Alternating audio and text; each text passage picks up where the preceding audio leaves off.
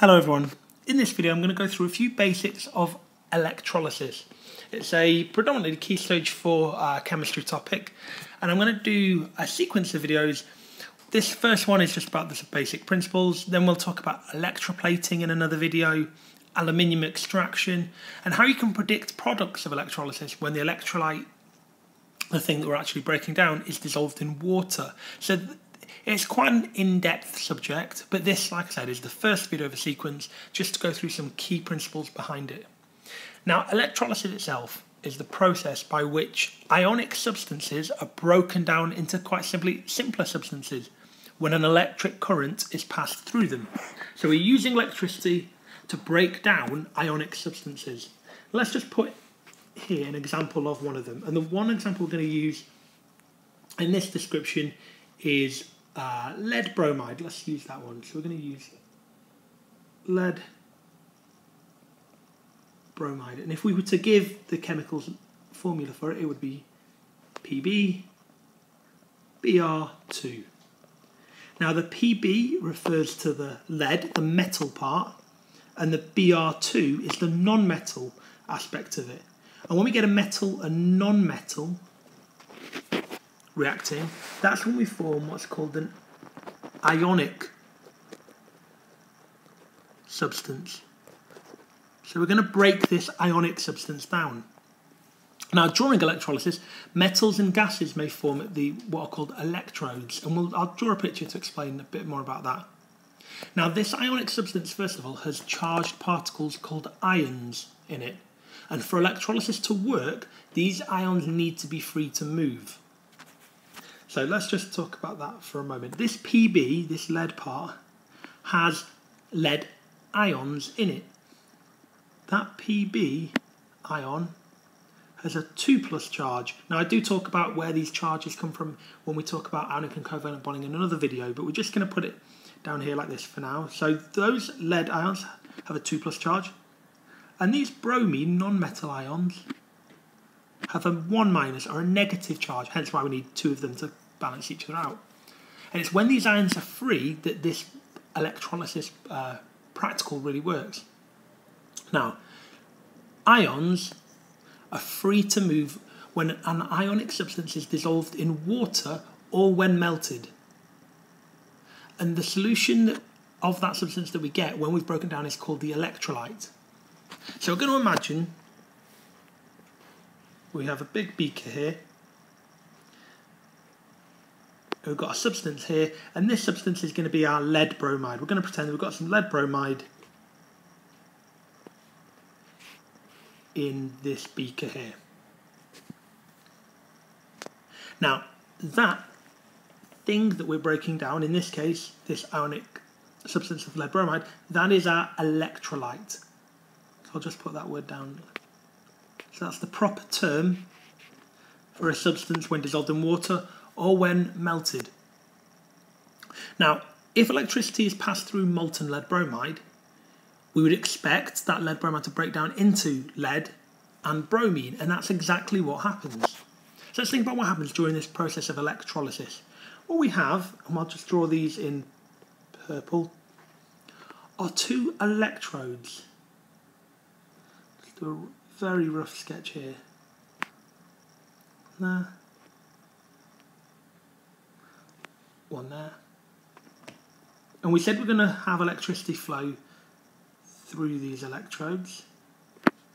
So we have here a positive end and a negative end, which means this electrode on the left hand side, this is going to be our negative electrode. So we'll just put that there. This is our negative electrode, which means the one on the right hand side would be our positive. Now there are two proper terms that you should use when describing these electrodes. The negative one is more commonly known as the cathode, and the positive one is more commonly known as the anode. So that's a little bit of extra detail there. So the positive electrode is the anode and the negative electrode is the cathode. Now let's put in some just circles here. Now these red circles are to represent the Pb2+ ions, these free lead ions that we have in this solution. And we're going to put in some bromine ions in blue.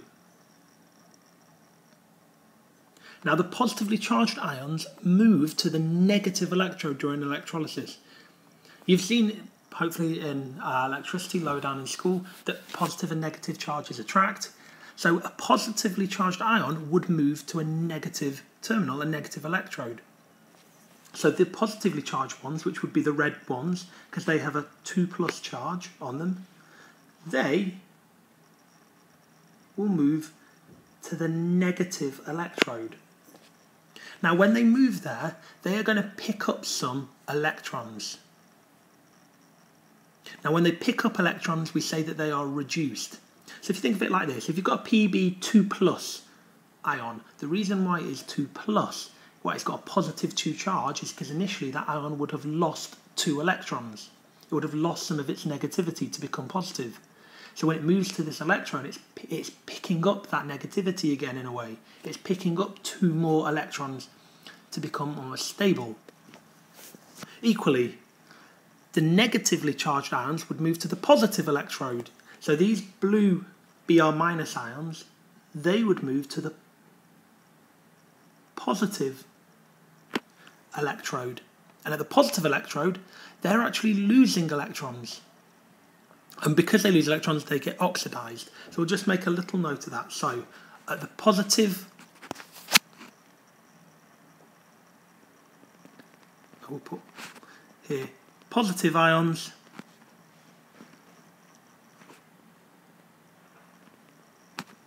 move to negative electrode,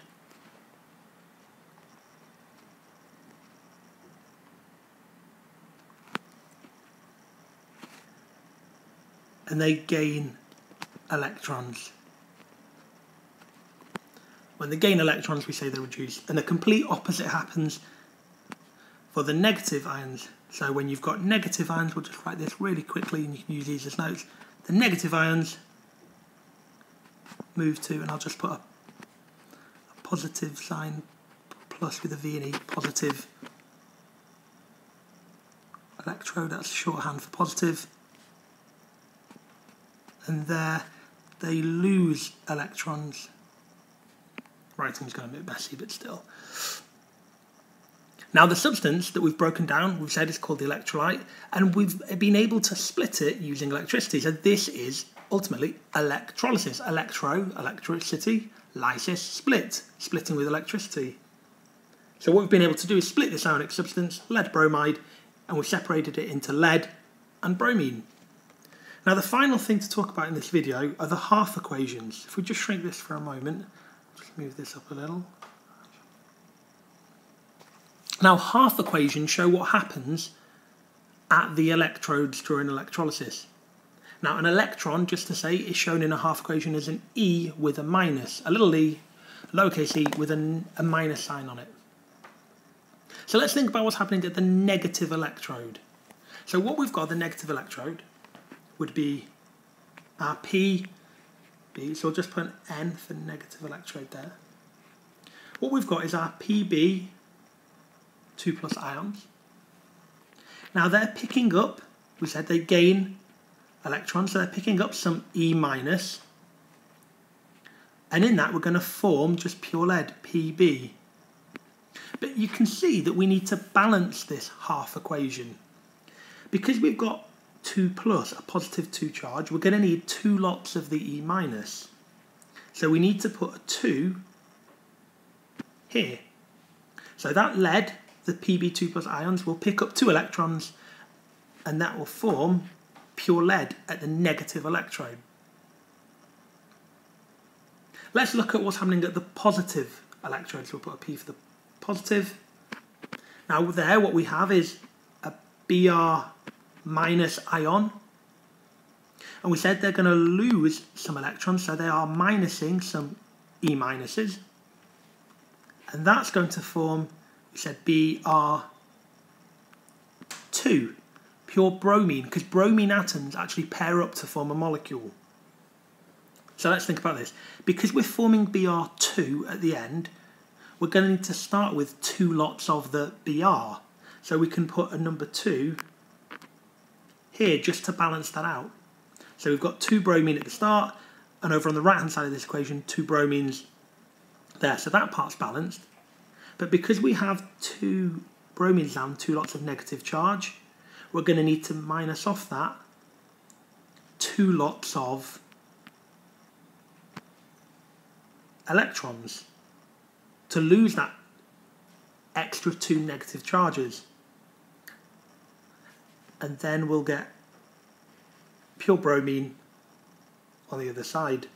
So just to recap, the negative electrode, Pb2+ ions, will gain 2 lots of electrons to form Pb, and at the positive electrode, 2 Br-, minusing 2 lots of the E- will form Br2.